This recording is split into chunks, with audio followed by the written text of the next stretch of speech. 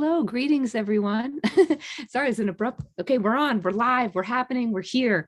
And I have to look at myself the whole time.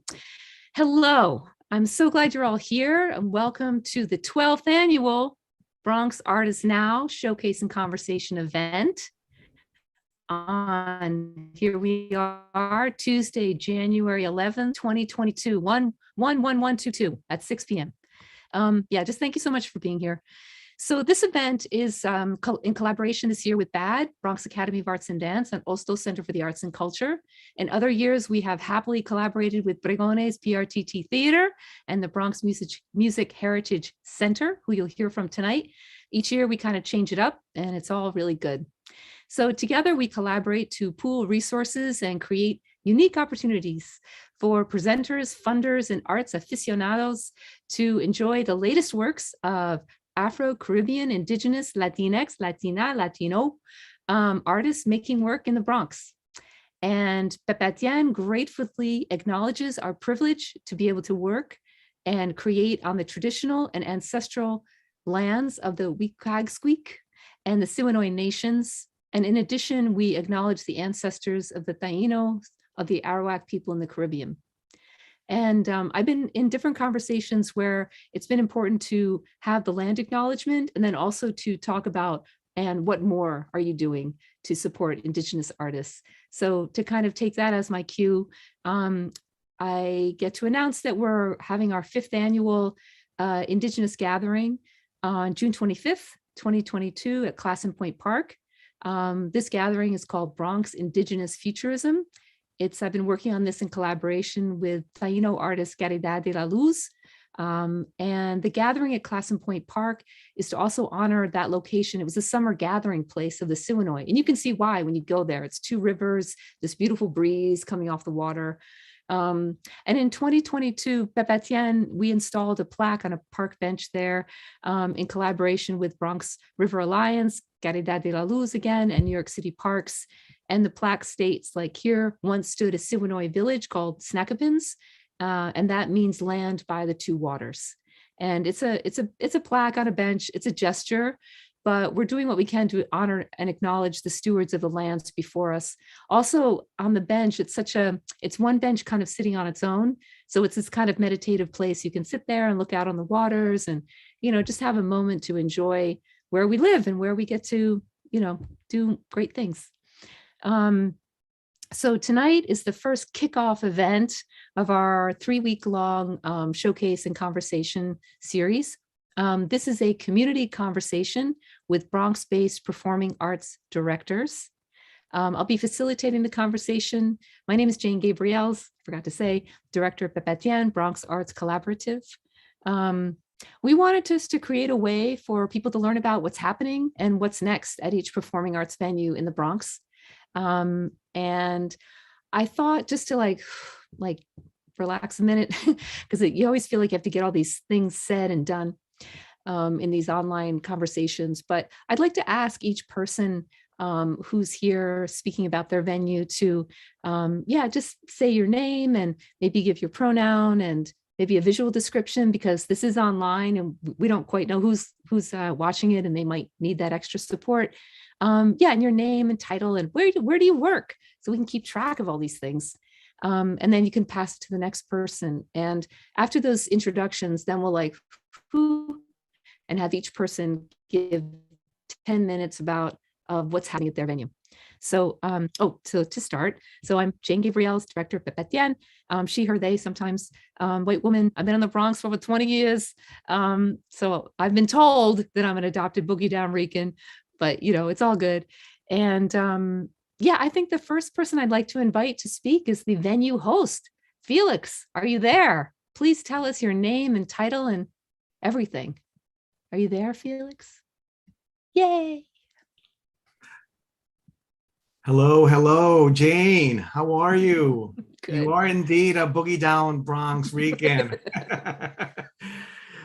And not just an honorary one. Hey, Jane, I want to thank you so much for inviting me to this discussion, this community chat, but also for allowing the Hostos Center to be co-host with you, of course, on this program. We've worked really so well in the past for many years, and Hostos has been with Pepatian from the very beginning, I think. And it's a great relationship, and I thank you for keeping it going. And I thank all my peers who are here as well, who are going to be joining us in this discussion. My name is Felix Arocho. I'm the director of the Hostos Center for the Arts and Culture at Hostos Community College. It's a college that was born out of struggle for education in this area, in the South Bronx.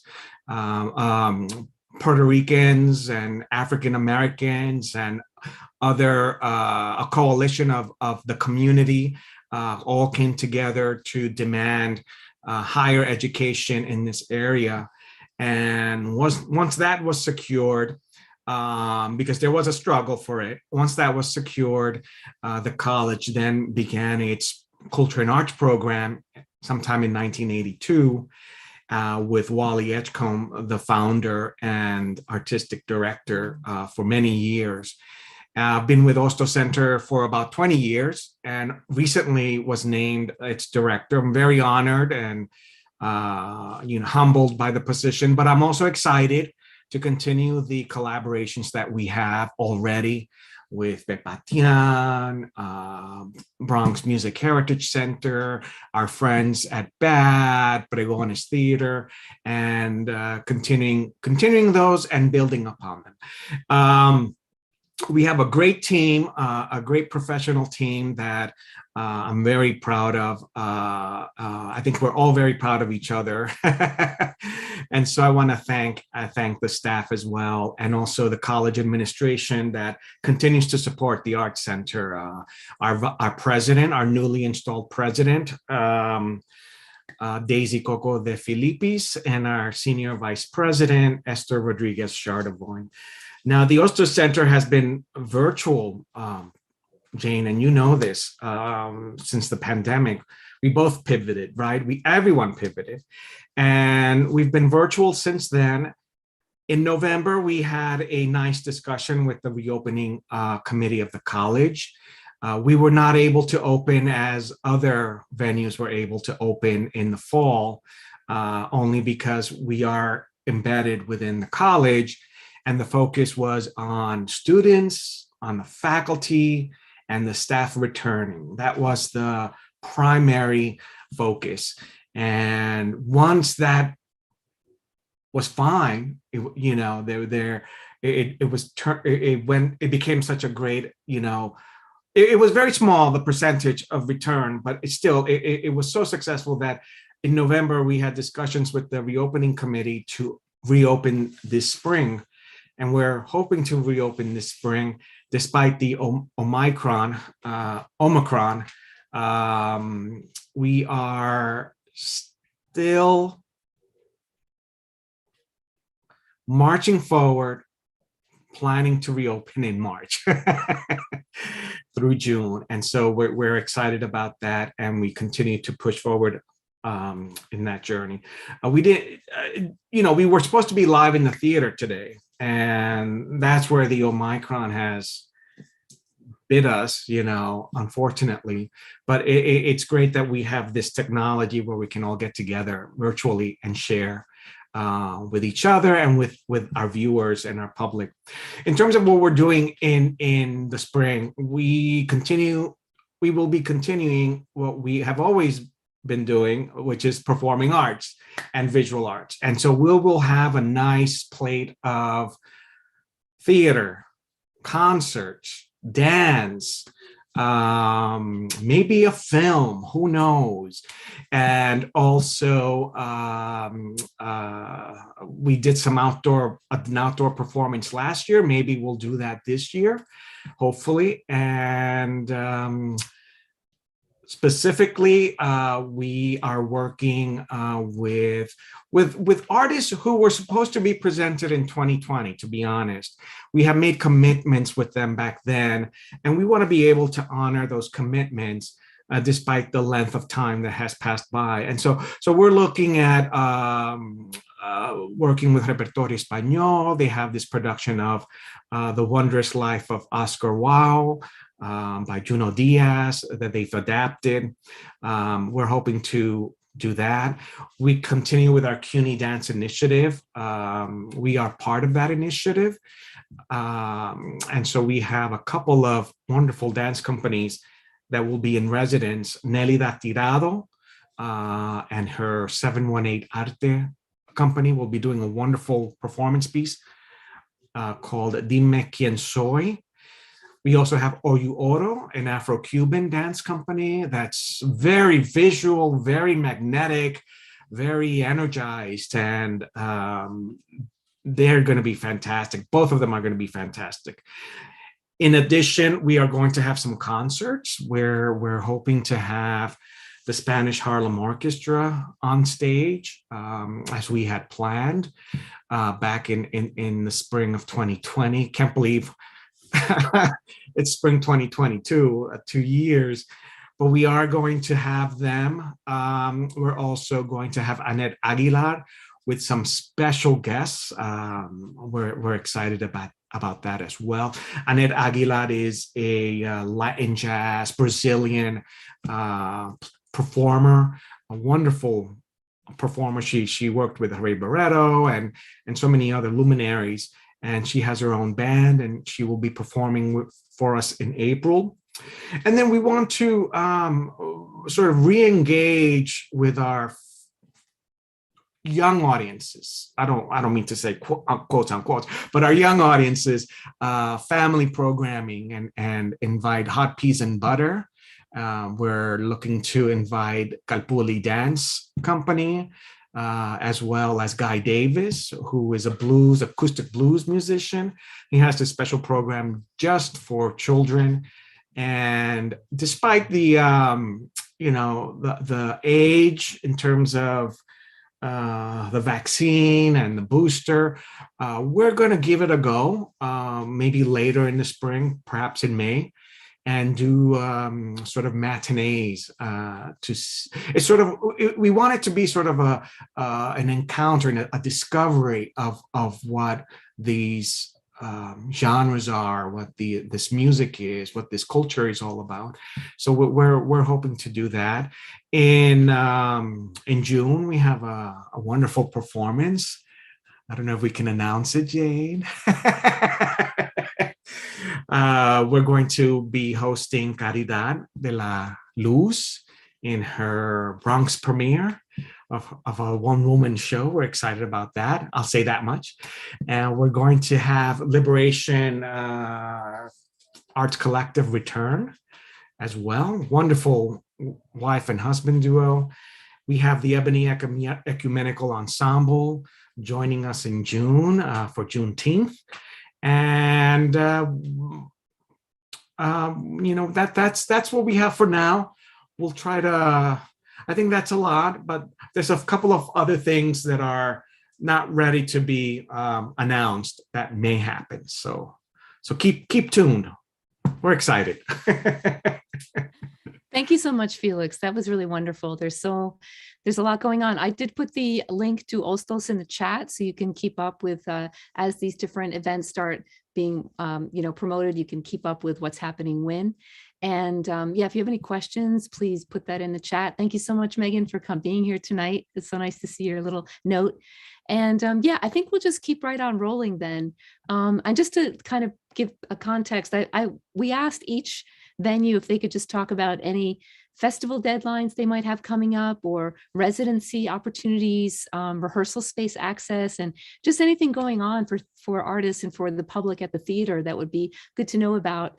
And just so you know, like there's things are going on, it's just good to know that you've got some really go-getters in the Bronx that are creating opportunities for artists to share their work with communities and the public. So next up, I'd like to invite Elena Martinez, and she will introduce herself and where she's working and all the beautiful things. Thank you so much, Elena. Hi, I want to first thank Jane, Gabriels, and Papatian for inviting me and the Bronx Music Heritage Center to present tonight. And also I want to thank Papatian and Hostos for hosting the program. And So my name is Elena Martinez. I am one of the artistic directors at the Bronx Music Heritage Center. The other artistic director is Bobby Sanabria, who many of you might know, band leader, educator. We are the artistic directors at the Bronx Music Heritage Center, which is currently in a small space on Lewis 9 Boulevard, not too near Southern Boulevard by Crotona Park. We are currently getting ready for this year. This is the big year 2022, which we will be moving into the Bronx Music Hall, the new building. I saw on the map that was part of the flyer for this event. You see the little building with the circles on it. I'm glad, even though we're not open yet, we're distinctive. We have a distinctive look, and hopefully people will know where we are, even though we're not exactly open yet. So when we move to the new space, which will be happening this year, will be the Bronx Music Hall in our new bigger space. So just to one thing I always tell everyone, my background is as a folklorist. I'm trained as a folklorist. Bobby Sanabria, the other artistic director, comes out of Latin jazz as a jazz musician, a Latin jazz musician, educator. So that sort of informs a lot of the work that we do, traditional music, and dance, as well as Latin jazz and salsa. But of course, that's not everything. We try to represent sort of the musical soundscape of the Bronx. So not while the Latin music, jazz, folk arts, traditional music has a sort of holds a preeminent place in the work that we do. We work with just a wide range of everything that is about the Bronx, with gospel musicians, the African community, the Bengali community. So all that is part of all the work that we do in our programming. But as Felix said, of course, in the last 22 months, I guess it's been since the pandemic started, we had to, like everyone on this panel, and everyone probably everywhere, had to sort of change our way of presenting. Our focus is on music, and music is very hard to do virtually unless you do a preconceived video. A pre-recorded video. It's harder to do things live. So we did switch to virtual programming. We had some stuff in pre-recorded videos. Instead of maybe more musical performances, we would interview a lot of musicians, which turned out really nice to have a lot of great interviews with a lot of masters and elders in the different art forms. So they were really great. Actually, I would suggest if anyone's interested in any of the work that we do, please check our Facebook page, BX Music. All the stuff is there. You can find our YouTube page too, the Bronx Music Heritage Center, because all the work that we did is saved there, so you can see all the stuff that we've done in the past 22 months. Now, as much as it was great to be able to keep doing these performances, and I guess a lot of us learned. We could do all this virtual performances and this virtual programming, and there was some benefits to that, right? We were able to reach people we were never able to reach before. We had poets. I think we had a poet from Belgium, had a drummer from Portugal in an event. So we were able to, have an activist talk from California and Minnesota on programs. So we were able to include people in our programs and have people watch from Colombia and Chile and Puerto Rico and all people who would have not been able to come to the Bronx and see our events, in under regular circumstances. And that has been great. That has been a really great benefit of all this. However, after Omicron, I'm looking forward to live performances once again. It's just, you cannot, the interaction between musicians with musicians and audience, with musicians and dancers, with audience and dancers, all that we've been missing. So we are really excited to get back to live programming. And as we start, hopefully, as very soon. We are still doing some things at our smaller space, 1303 Lewis 9 Boulevard. And during the pandemic also, we couldn't do a lot there. It's a small space, but people who needed to use it, musicians, ensembles who needed to use the space for recording videos or for meetings or for classes, we were able to do that. And we would still be able to do that for a while, have that space available, to artists and organizations who need it to, maybe because you need to, pre-record an event to live stream or something. So we want to make sure we have that available because we know that's such an important, right now, that's the most important way to get ourselves out to people. So we will have that little space, but just to we will, to talk a little bit about the live performances. One thing we did have, because we have the new Bronx Music Hall, we have this incredible outdoor plaza, which another thing before the pandemic, I hated outdoor programming because outdoor programming is like it can rain. There could be so many different issues with sound and everything when you're outdoor performances. But now, like, I love having an outdoor performance space because now that was what we did a lot of the stuff from April through November of 2021. So we were able to do it. So I just want to show you a couple just short pieces so you can see some of the work that we've done. It's probably more exciting than me just rambling. I'm going to show the first one. We're going to show a salsa concert that we did with a great Bronx artist, Oreste Abrantes, and his band Afinque, which they did a tribute to Hector Lavoe this summer. So we'll just see a little bit of that first.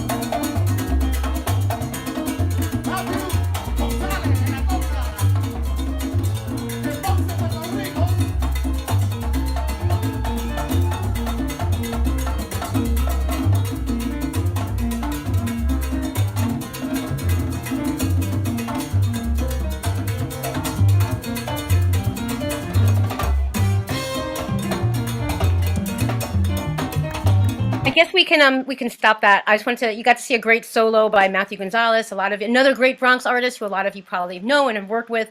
And now I just want to go to another video, a video of the Wabafu Garifuna Dance Ensemble, and they were doing, again, I just want to, you can see that was the stage, the salsa band was on our stage. We have an outdoor stage. Now you're going to see the stage also used, and there's like a bigger space there for people to sit and for also dance space as well, for movement around the plaza.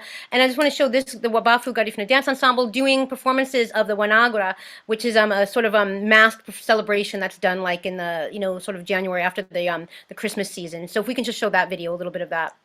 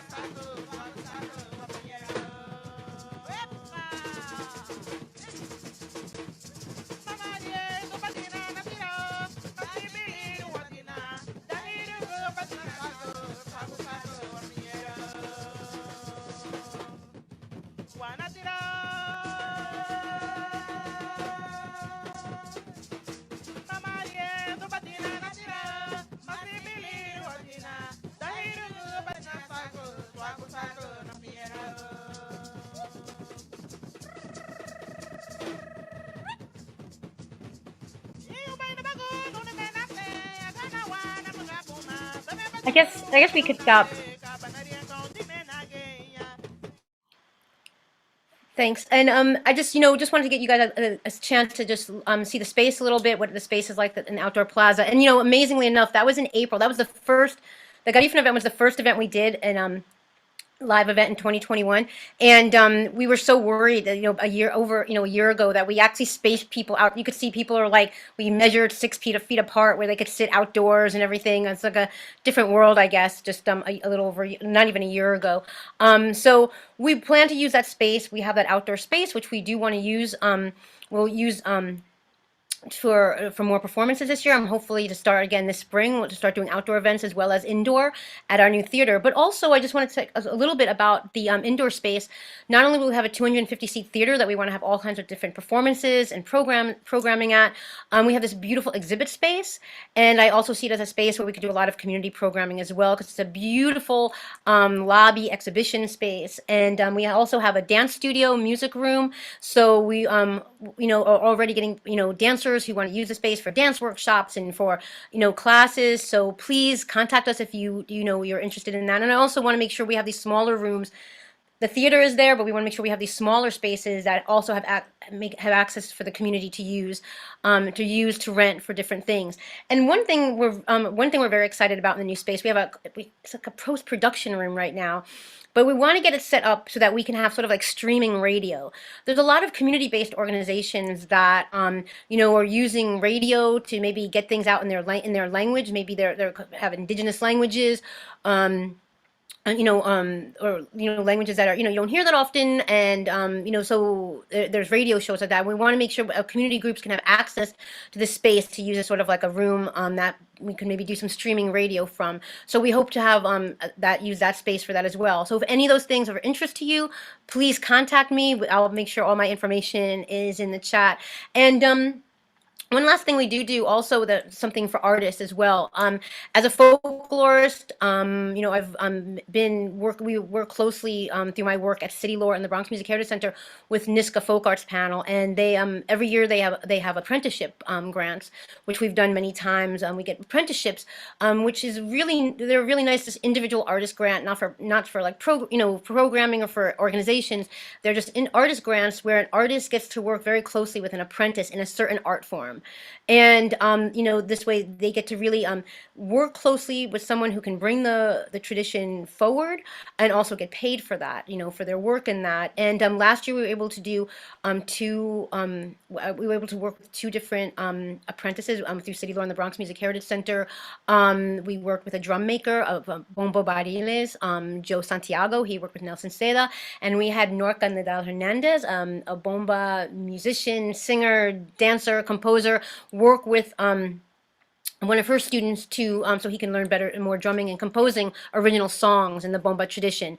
This year we just got a grant to work with a Garifuna drum maker, the only Garifuna drum maker in the city, to work with a young student, so to learn the craft of drum making, because ask anyone in the Garifuna community who makes drums, they'll tell you Dindi, get your drums from Dindi. Well, hopefully now Dindi can have someone who can bring that forward in that work. So hopefully we can help artists that way. If you're interested in anything like, using the space, getting these folk arts apprenticeships, we would love to, please contact me.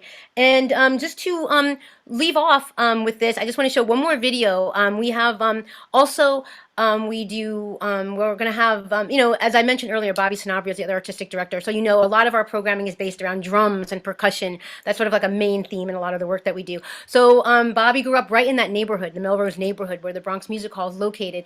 And he grew up to the sound of drums, whether it was like Roombas in the park, or now we get to hear Bomba Bariles in the community gardens and casitas. So we want to bring back that tradition in our plaza, and just have, Roombas and bombazos, for the community. And so we will be doing them. And here's a sort of a bomba jam, bomba plano jam we did this past summer. And I just want to leave you off with that before I go.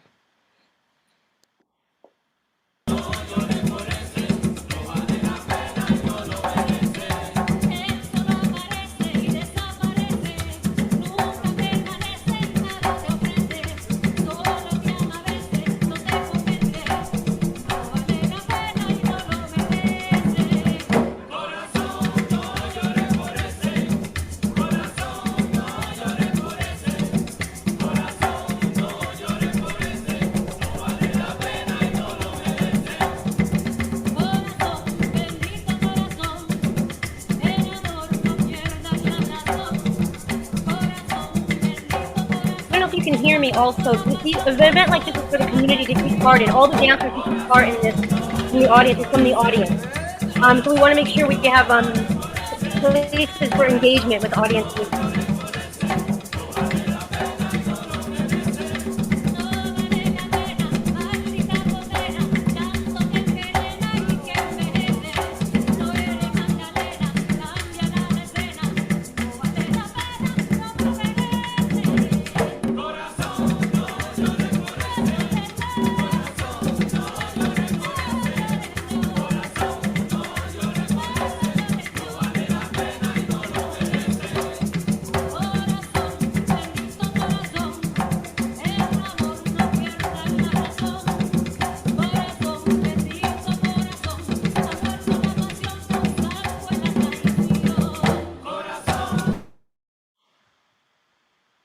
So thank you. Yeah, thank you. Thank you so much, Elena. Wow, it's really great. It was also just, yeah, I'm just kind of like taking it all in.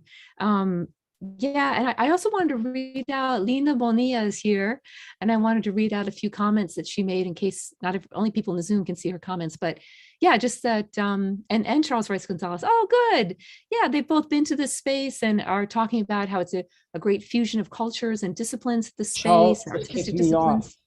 Whoops. Charles just kicked me off. You're back. You're back, Arthur. We hear you. Oops. Oh, Yeah, that's okay. because I have to connect with Charles. Sorry. That's okay. It's all family here. It's all good. No, but I have to go away and then come back. I'll be That's back in a perfect. moment. Okay, all good. Thank you. Yeah, take your time.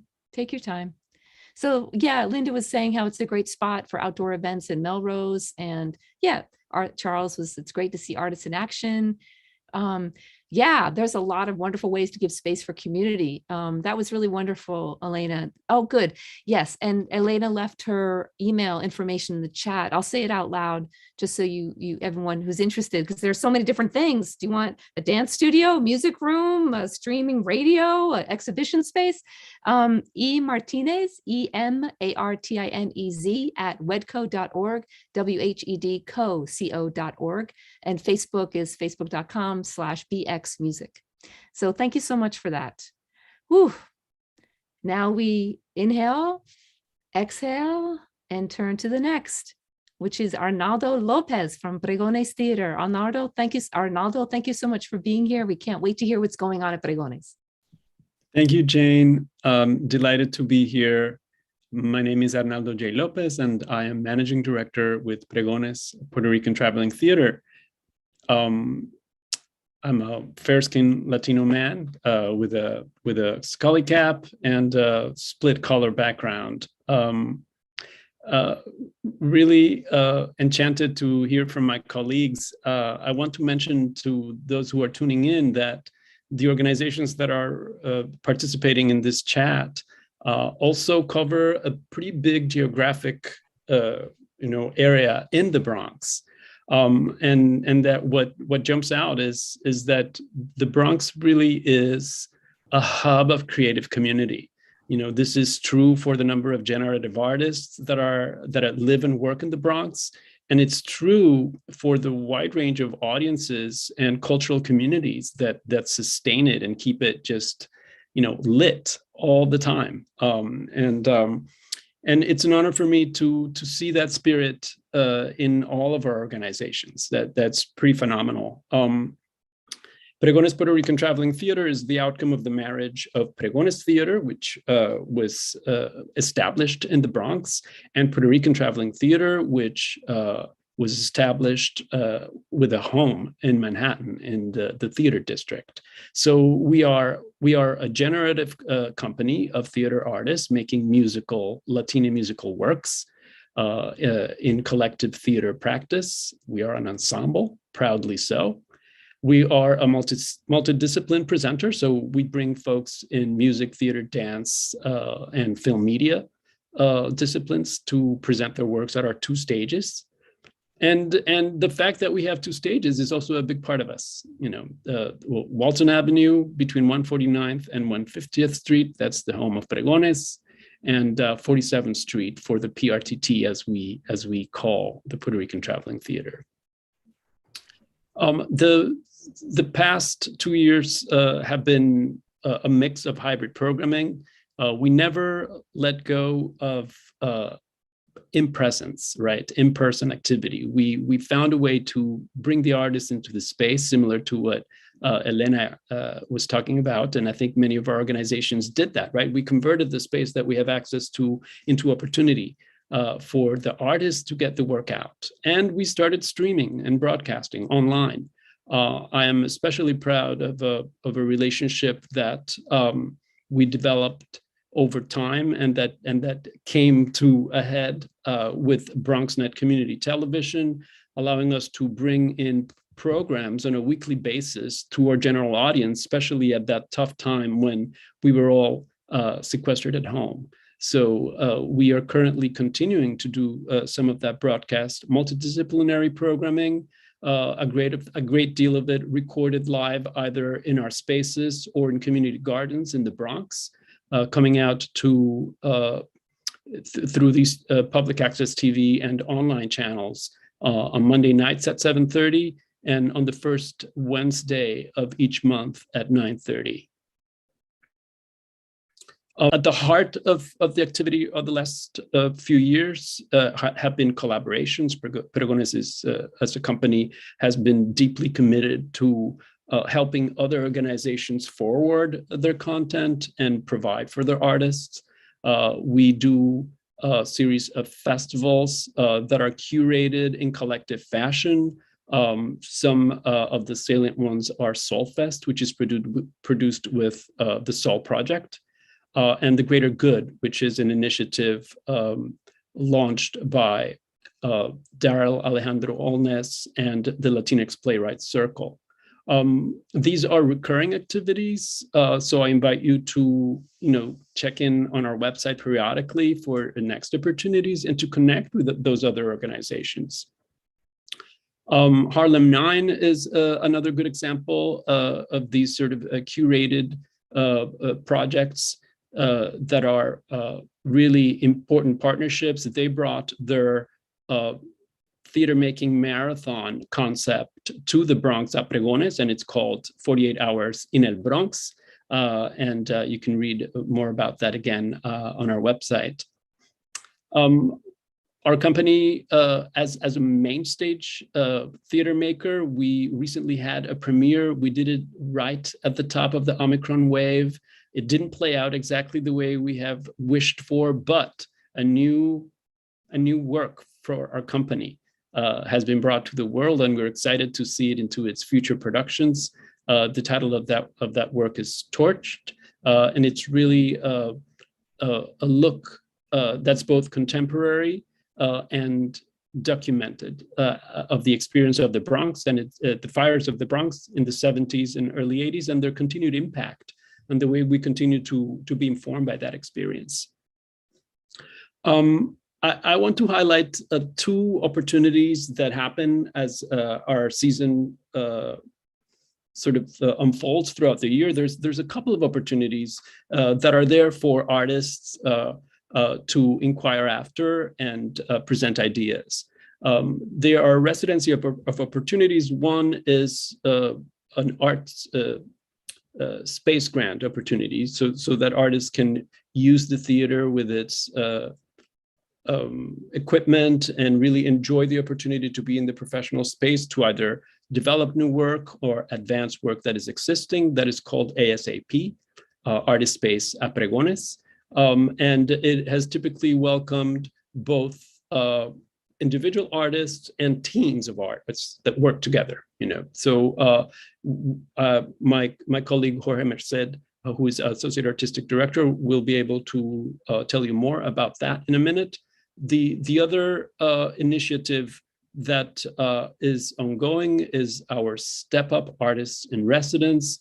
It is similar to ASAP in that it provides access to professional space, but that access is enhanced with the opportunity to work with one of our seasoned senior-most artists in developing concept or in preparing production for next phase of development, including fundraising. So the kinds of resources that are typically required to produce, this is an avenue that allows artists to become more familiar, more versed, and to do it by working side by side with seasoned professionals. So I invite my colleague Jorge Merced to add some detail.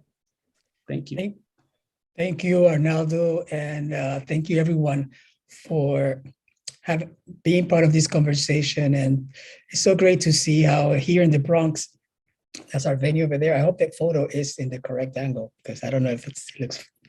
That's our venue in the South Bronx on Walton Avenue. And the Bronx remained active throughout the entire pandemic with, in my case, I've been able to witness amazing projects being developed during the pandemic this past 2 years.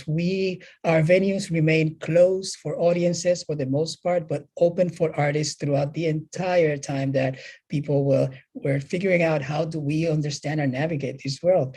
And we never stopped working. Our venue was home for to many projects that were being developed by artists. I remember at the beginning of the pandemic where we invited some dancers and choreographers to use the space, and they came in and said, wow, I can move, not in my living room, but I have a theater and a space where I can, explore. And that's one of the things we did. Our theater is home to our ensemble, our company. That's where we present our work, but we also open it up for other companies to come and develop work. So the two residency opportunities that Arnaldo was talking about, Step Up Artists in Residence and the ASAP project, really provided artists with a much needed support to understand how their art continues to transform throughout this time. And from film to music, to theater, to dance, to visual arts, artists were constantly using our spaces to create. And it is a competitive process. You have to submit an application to the company for the ASAP project. And there you have a certain amount of hours and resources for you to present your work, or it can end with a performance, or it can just be exploratory work for ASAP. And during the pandemic, of course, there were no audiences. So it was mostly about artists filming their work at our venue. The other one, which is the Step Up Artists in Residence, it's by invitation. It's with artists that have come forward and expressed to us how they feel like their art and what they're doing is a good fit with our space and with our understanding of the role of arts in society.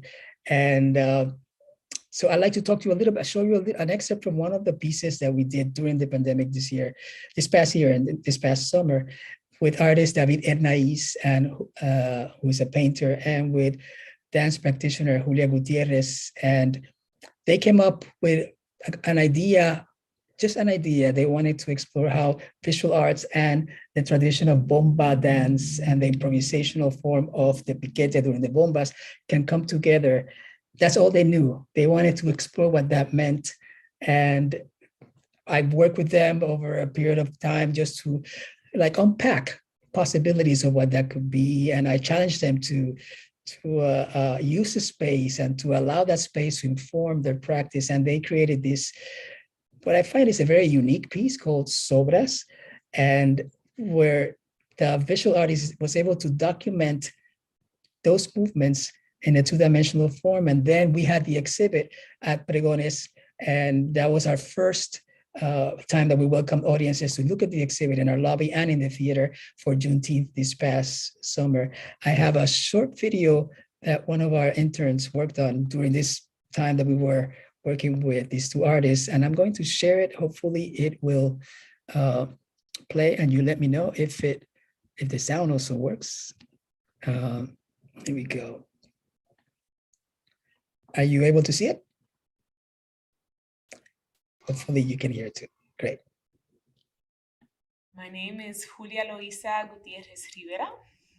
I am a first-generation Nuyorican, second-generation bombera and plenera, born and raised in Harlem, New York City, currently living in the Bronx, New York. I am a bombera practitioner, a plenera practitioner, cultural arts worker, and arts administrator.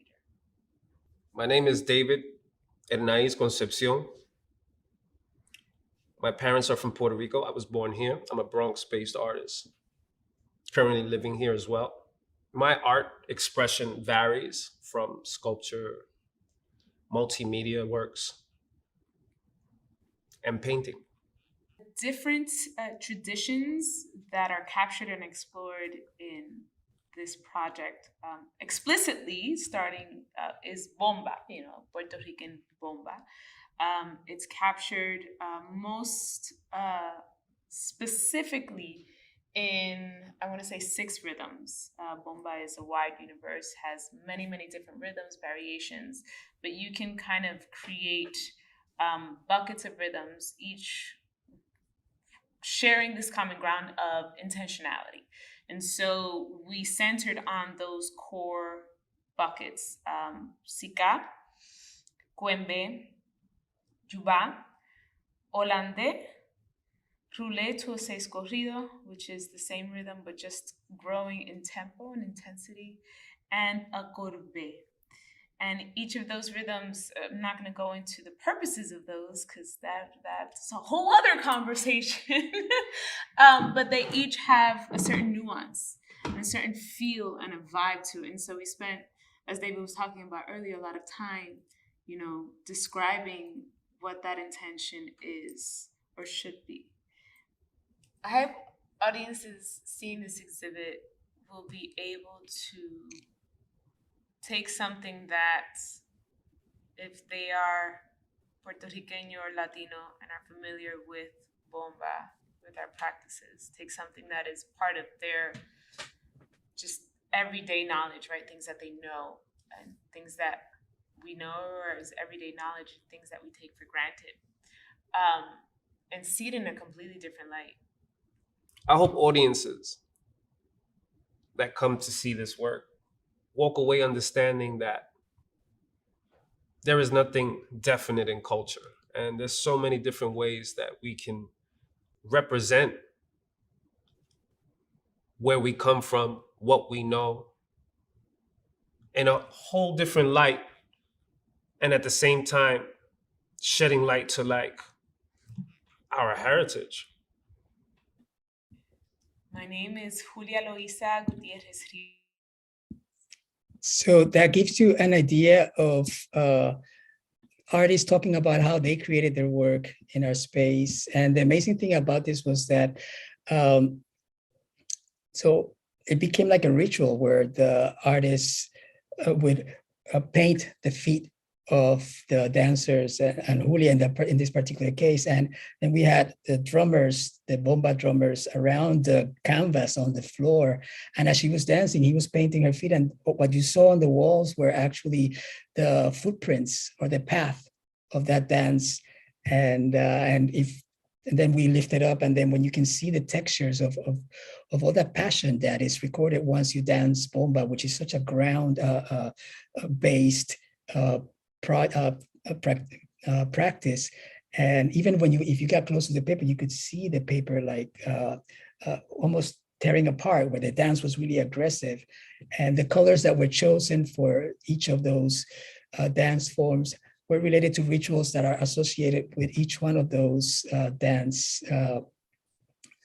movements or rhythms.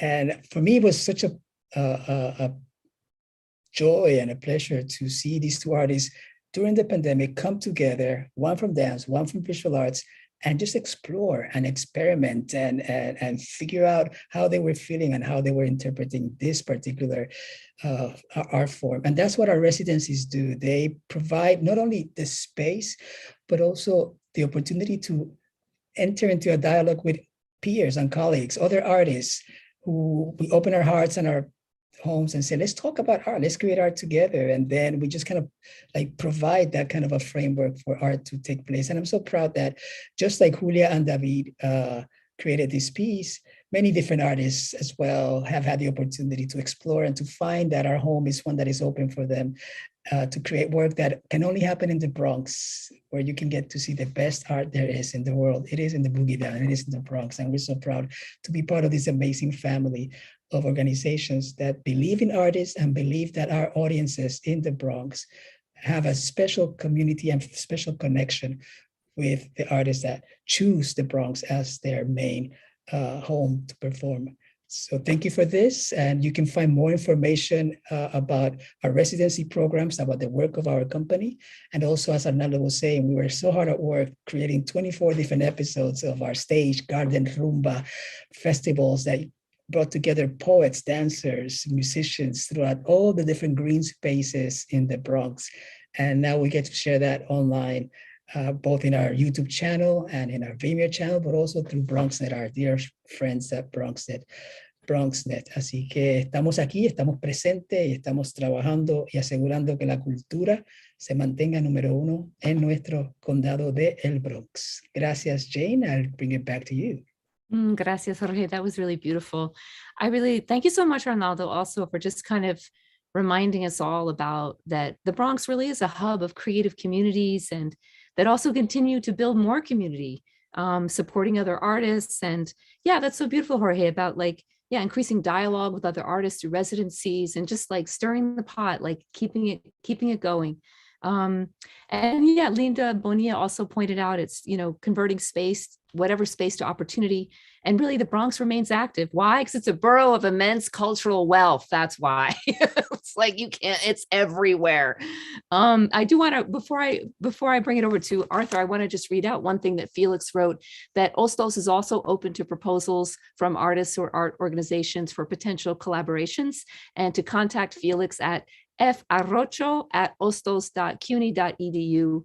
And Arnaldo, also, last thing, there's a bunch of notes here. You really need to go to their website because that is where everything is. Coming up is their 6th annual 21 Islands International Film Festival. It's online in February, and the March is Music, which will be in person.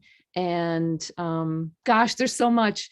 Yeah, go to Pregones website and see everything. I'll put the website again in the chat. And now we inhale, exhale that, and we turn over to BAAD with Arthur Aviles. Thank you, Arthur. Oh, hello, Jane. Hello, everybody. So sorry for that glitch earlier. I just needed to get on here to tell people what's going on at BAAD. My name is Arthur Aviles. I am the artistic director of the Bronx Academy of Arts and Dance. He, him, his. Hello, everybody.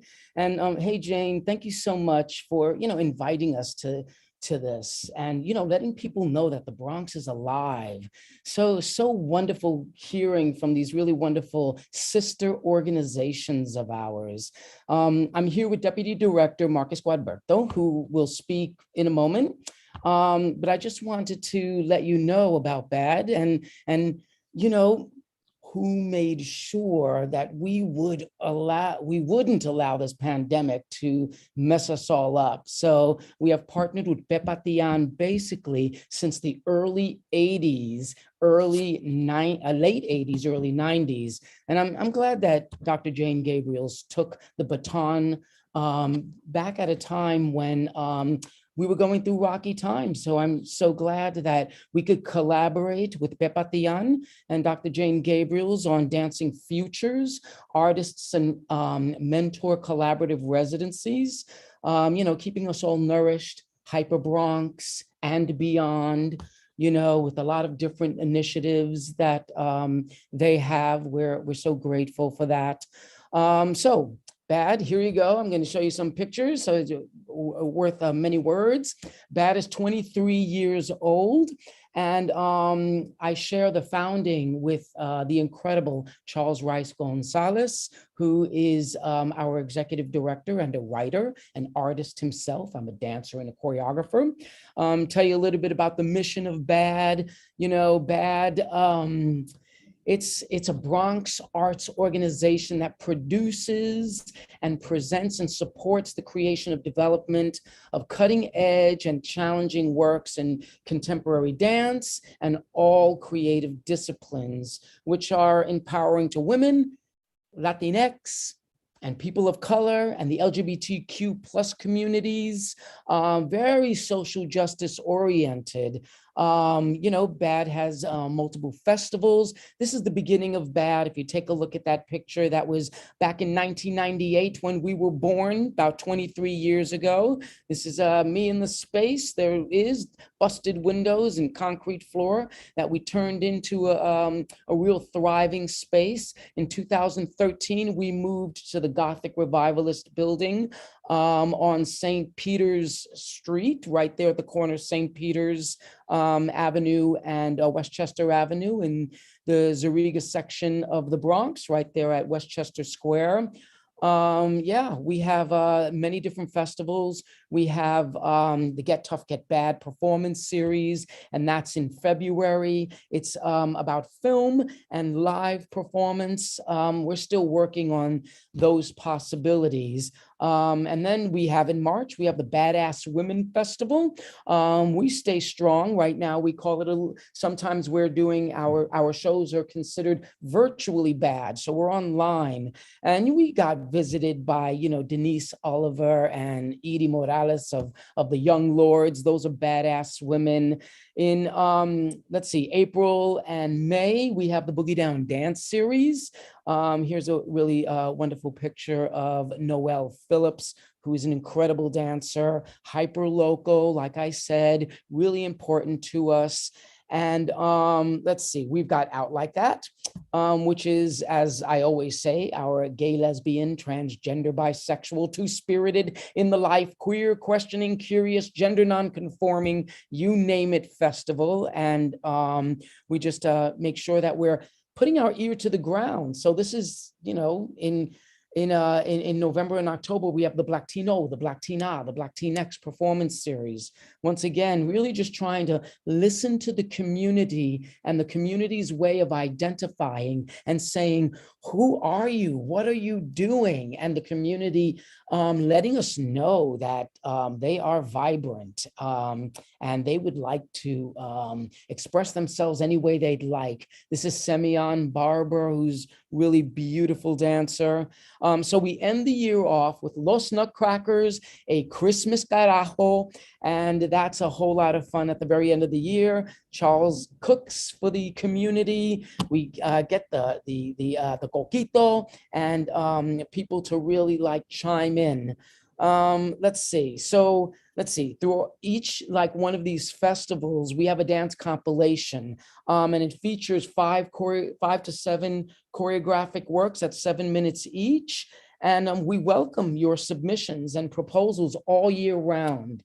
It's for each festival. So anytime you can just send us what it is that you're thinking. And you can send that to badbronx.org. You could send it to Marcus Gualberto right here at our space. So what else do we have? Oh yeah, we have our Transvisionaries program, which is one of our initiatives. We have Courageous Conversations.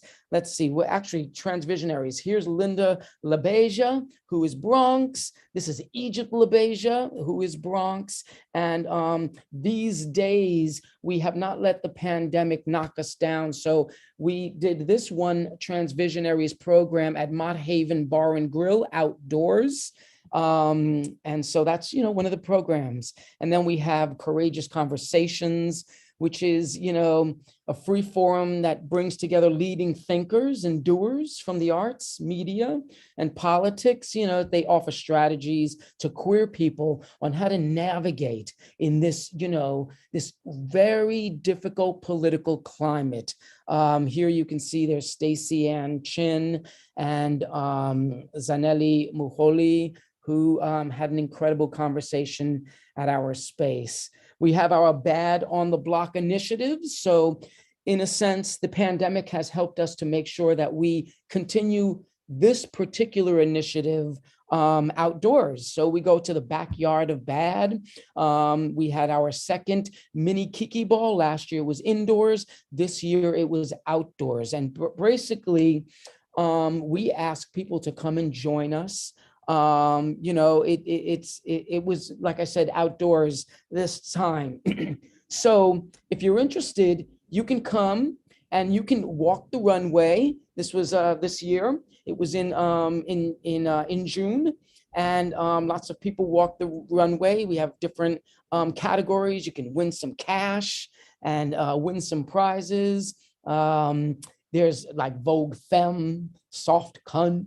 There's Femme Queen Realness, Everyday Realness, you name it. We have Mask, Mask, Mask.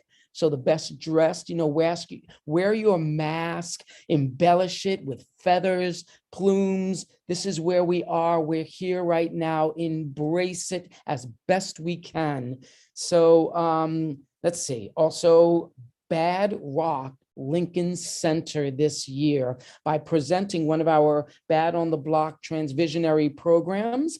This is Michael Michelle Lynch, who is one of our incredible luminaries of the Bronx at Damarosh Park at Lincoln Center. We were so proud to have Michael Lynch be on a stage. It's like 1,000 people in the audience, socially distant, of course. And like I said, we're just trying to keep it all continuing to move. So other programs that we have include the BAAD Muse Residency. And here is a picture of Nelida Tirado, who's an incredible flamenco dance, and sometimes she does fusions with salsa or mambo.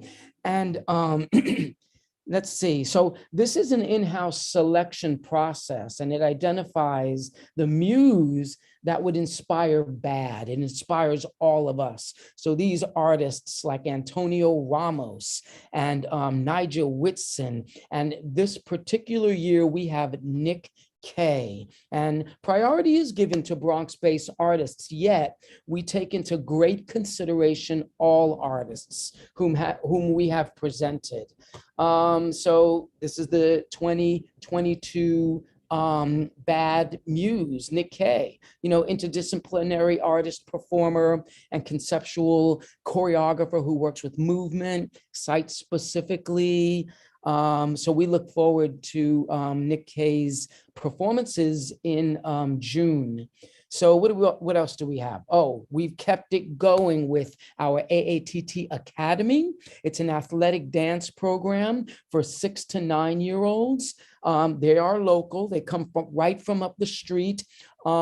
We started this year online, and then we moved it. We kind of halved the amount of children to the program, 8 girls and 8 boys.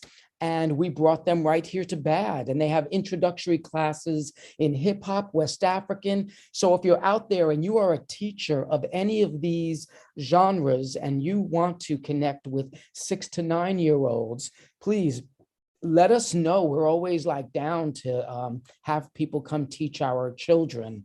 West African ballet, gymnastics, Bangladeshi folk dance, capoeira. And we brag by saying that our students are the first students to consistently have Vogue classes. So if you know any more Vogue teachers out there, we're proud that that continues in our space. So, all right. So if you want to rehearse in our space, rehearsals are $8 an hour. We have a wooden floor with Marley. It's full length mirrors, and the dimensions are 25 feet by 45 feet, Bluetooth speaker. And for more information, just, connect with baadbronx.org. And that's pretty much it. There's a whole bunch of stuff going on at BAAD, and we would love you to come visit. As we slowly open up, we kind of opened up and then we closed down a little bit. So we're kind of dealing with the ebb and flow of the times right now. So thank you so much for listening and really taking all of that in. You are welcome to, at any time, send a proposal to BAAD. It's all about connections, and we'd like to make sure that we're taking all artists into consideration. So I'm going to give it on over to Marcus Gualberto, who is our deputy director, who will speak to you a little bit more about BAAD and its future and its connections. Hey, Marcus, take it away. Hi, everybody. My name is Marcus Gualberto, Deputy Director of BAAD. Pronouns are he, him, his. I am a recent Bronxite. I moved here to the Bronx in March 2021. And prior to that, I too am a part of the pandemic. I started at BAAD March 16, 2020. A week later, Cuomo sent us all home. And what was really amazing about my tenure thus far at BAAD is at the very start of the pandemic in March 2020, BAAD transitioned to virtually BAAD, presenting online events from community check-ins to poetry, to readings, to dance, to music performances, so as we can keep our community not only safe, but working and get paid, most especially at a time when many gigs were lost. And through that, we saw some wonderful explorations of the space. When I first started at BAAD, BAAD was a studio, studio space upstairs. And as we went into the virtual programming, it became a remote virtual space. And as things eased up, it became a hybrid of physical space, and people can be remote, perform remotely. And that's the one thing that I experienced throughout all the artists that we've been working with, is we're continually challenging what is in front and making margaritas out of lemons. And when the guidelines eased, BAAD returned to in-person events, but always maintaining the virtual component to ensure that our program is accessible even at home, not just for the viewers, but also for the artists who did not feel safe going to the space. And this way we can really maintain that distance, that physical distance, when it was really needed at the height of the pandemic. As a presenting organization with an active rehearsal space and an active performance space, we do periodically reassess our protocols to make sure we're within the New York State guidelines and mandates to protect our dancers and our artists, who are really the bedrock of the arts community. Without us, artists, there would not be we would not be entertained. We would not see each other. We would not be able to represent online and make visible that we are here, regardless of color, race, gender expressions, where we are, whether we're in New York or we're somewhere else, we are constantly representing, and we're making sure we are present and letting everybody know we are present. So with that, with the recent spike of COVID infection rates, we reverted back to a limited capacity of dancers and participants in the space. And what that means in terms of our programming is we are setting contingency plans to transition to live stream performances in the space as closed sets, no audience. And that's something we can easily navigate to. Work as much as we can with the audience being in the space. And then when we see it's not safe for everybody, we tell the audience, please stay at home. We're going to present this online and still provide the artists the space, this performance space as the venue to be at, in order to keep them safe. And that also opens up the possibility of performing remote virtually in their homes. This is the one thing that we learned, how valuable the virtual component is in terms of continuing presenting events. So this year, good stuff. This year, BAAD is proud to announce that we will spearhead the Queer Arts Exchange in spring 2022, the first national network and artist residency program supporting emerging queer artists of color.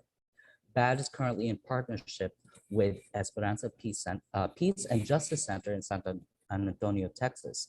And we're in discussions with other organizations such as the Theater Offensive in Boston, Massachusetts, Peacock Rebellion in Oakland, California, Art to Action in Tampa, Florida, among others. We are currently in planning stages this spring with more details in the residency. And these organizations have a rich history and legacy of supporting QT-POC artists and have also held space in their respective communities. Lastly, we are currently developing a subsidized rehearsal program to make free rehearsal available for dancers, courtesy of Rauschenberg Foundation. As we get more details, please stay tuned on badbronx.org for more details. So that is it. Thank you so much. And please, feel free to email me if you have any other questions about that. And looking forward to seeing all of you in the space when we all reopen back up and it's safe. Yeah, that's so awesome. Thank you so much, Arthur and Marcus. Yeah, I mean, the thing is, you're working with theaters that are very attuned to community and keeping people safe, you know. So it's beautiful that there's also this this flexibility is available, like you're used to it. So you're like, okay, what do we got now? Okay, let's change this. Did you need to say something, Arthur? Are you okay? You're Yes. okay. Yeah, so that was a lot. And I was like $8 an hour. Everybody should be calling BAAD to like to like rehearse there like immediately.